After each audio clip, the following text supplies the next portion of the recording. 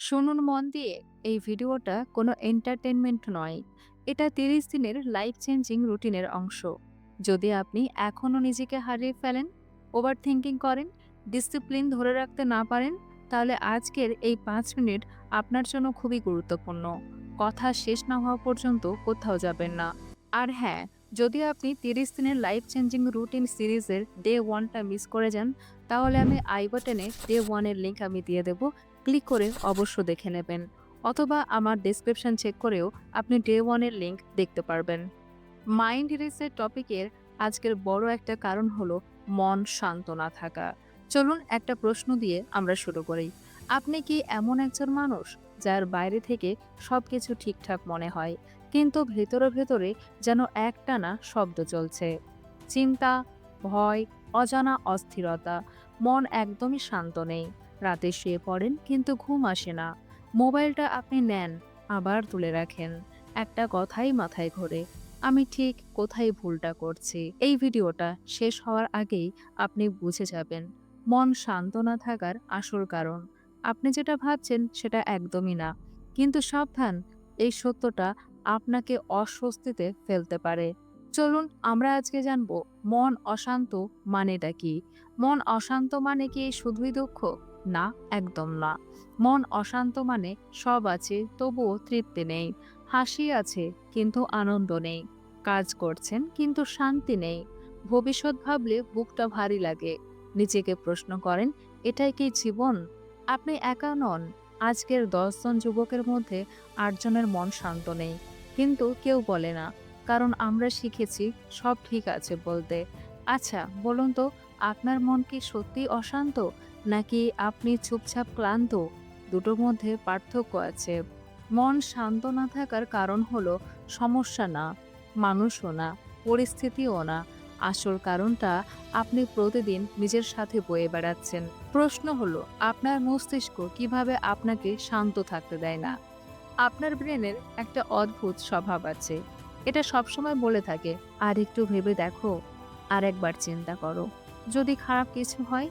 এটাই হলো over thinking. কিন্তু সত্যিটা হলো, বেশিরভাগ ভয় কখনো সত্যি হয় না। তবুও আপনার মন ক্লান্ত, কারণ আপনি এমন লড়াই লড়ছেন যা বাস্তবে হয়ইনি। তাহলে প্রশ্ন হলো, ভয়ের শিকড়টা কি? এটা আমাদেরকে জানতে হবে। মন অশান্ত থাকার সবচেয়ে বড় কারণ ভবিষ্যতের ভয়। যদি আমি ব্যর্থ হই, যদি সবাই আমাকে ছোট ভাবে, যদি জীবন এমনই থেকে যায়। এই যদি শব্দটা মনকে শান্ত থাকতে দেয় না। ভবিষ্যৎ এসে আপনাকে আঘাত করেনি, কিন্তু তার চিন্তা আজ আপনাকে ভেঙে দিয়েছে। কিন্তু আপনি কি জানেন, ভবিষ্যৎ নয়, আপনার চিন্তার ধরনটায় আপনার শান্তি কেড়ে নিচ্ছে। আজকের দিনে মন শান্ত না থাকার সবচেয়ে বড় ভাইরাসটা কি, সেটা আমরা জানবো। আজকের দিনে সবচেয়ে বড় ভাইরাস হলো তুলনা করা। মানে হলো নীরব বিষ।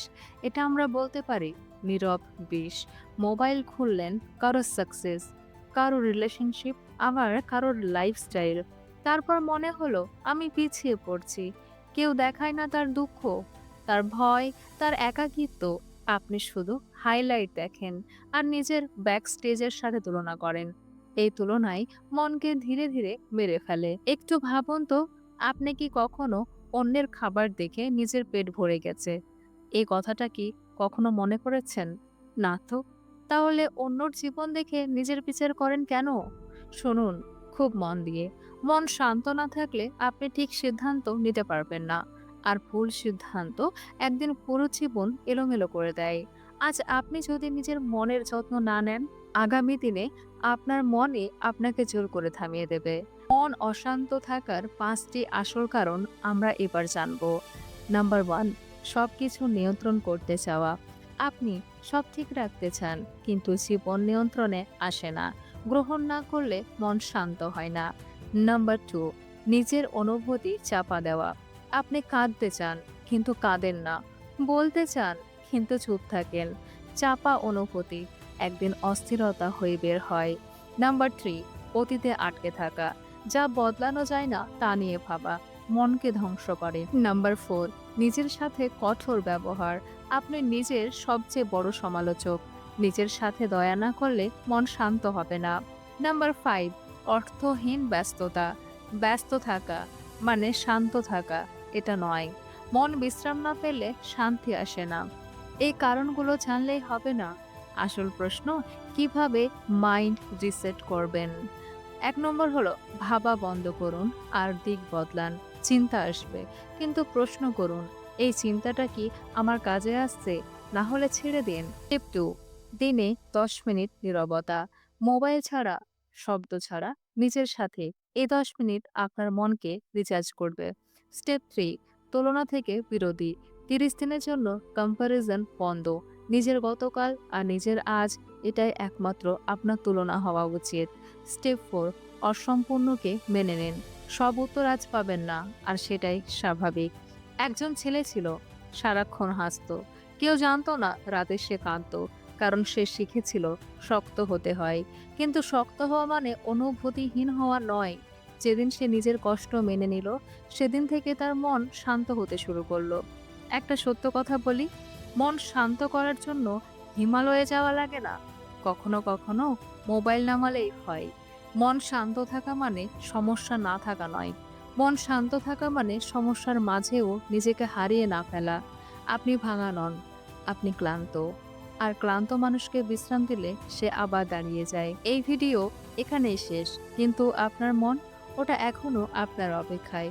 আজ আপনি সিদ্ধান্ত নিতে পারেন, আগের মতোই অস্থিরতা থাকবেন, নাকি আজ থেকেই মাইন্ড রিসেট শুরু করবেন। কমেন্টে লিখুন, আমি আমার মনকে বাঁচাতে চাই।